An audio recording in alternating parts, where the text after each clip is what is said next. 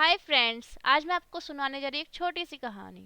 संसार को एक ईश्वर का ज्ञान देते हुए श्री गुरु नानक देव जी रोहिलखंड जा पहुँचे। जब गुरु नानक देव जी उस स्थान पर पहुँचे तो उस समय बारिशों के दिन चल रहे थे।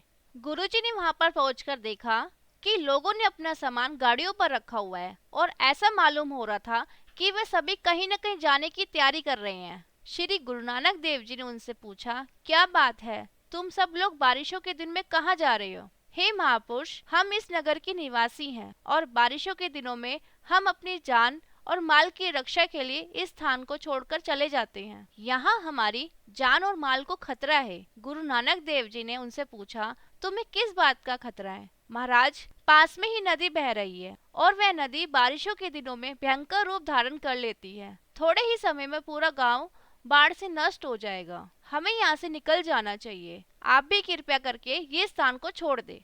उसने गांव वालों को आवाज दी, चलो भाइयों, जल्दी से निकल चलो, थोड़ी देर में सब कुछ बहने वाला है। गुरुजी ने सभी से कहा, तुम लोग कहीं मत जाओ और यहीं बैठो, करतार भली करेंगे। गुरु नानक देव जी की अमृत वाणी सुनकर सभी वहीं बैठ गए। गुरुजी संगत को गुरबानी सुना रहे थे और दूसरी ओर पहाड़ी पर जोरदार बारिश होने लगी। थोड़ी देर में नदी का जलस्तर ऊपर चढ़ने लगा। लोग भय के कारण चिल्लाए, महाराज, नदी का जलस्तर बढ़ रहा है, सभी की जान खतरे में है। गुरु नानक देव जी ने एक मिट्टी का ढेला उठाया और अपने अंतर्मन यानी मन में ही शब्द कहे। जो शब्द गुरु नानक देव जी ने कहे थे वह शब्द श्री गुरु ग्रंथ साहिब अंक 464 में दर्ज है। हवा सदा ही ईश्वर के डर से चल रही है। लाखों नदियां भी ईश्वर के भय यानी डर से बह रही है। आग जो सेवा कर रही है वह भी रब के भय में ही है। सारी धरती ईश्वर के डर के कारण ही भार तले दबी हुई है। रब के भय में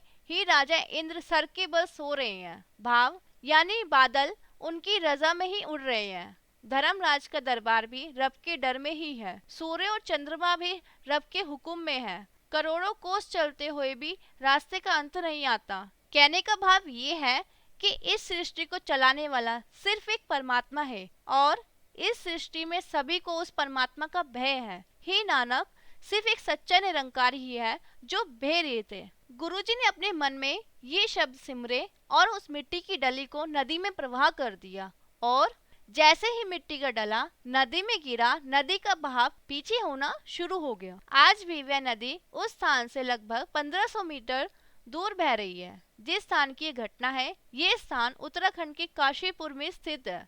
बाबा हरवंश ने इस स्थान पर कार सेवा की और एक भव्य गुरुद्वारे का निर्माण करवाया और इस पावन पवित्र स्थान का नाम गुरुद्वारा ननकाना साहिब रखा और कहा, जो लोग ननकाना साहिब पाकिस्तान नहीं जा सकते वह इस गुरुद्वारे के दर्शन कर गुरुजी का आशीर्वाद ले पाएंगे। जो इस युग में परमात्मा की भक्ति करेगा उसका कोई बाल विवाह का नहीं कर सकेगा। उसे किसी भी चीज का भय नहीं रहेगा। प्यार से बोलिए, वाहे गुरु जी।